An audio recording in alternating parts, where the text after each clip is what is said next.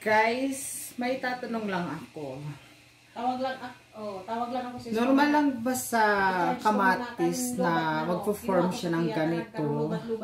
Like oten and ano. Tignan nyo guys, oh. Naka-curious lang ako.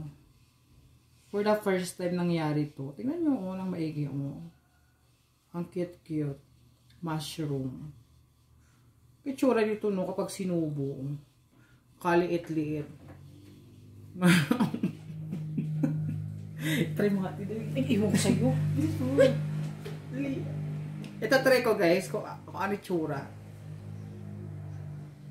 Kaliit guys. Ulo lang. Tignan nga ha. Tignan nyo. Kasi ano mo sa YouTube. Naku. Super cute. Look. Oh. Ito hindi papantay. Oh. Naku. Ay sabay, ganoon daw talaga kapag sa mga lalaki, hindi pantay. May malaki, may maliit. Kaso ang nakakatakot lang ito guys, o pakaliit guys. Pero I think makamandag naman siguro to eh. Diba? Ganda.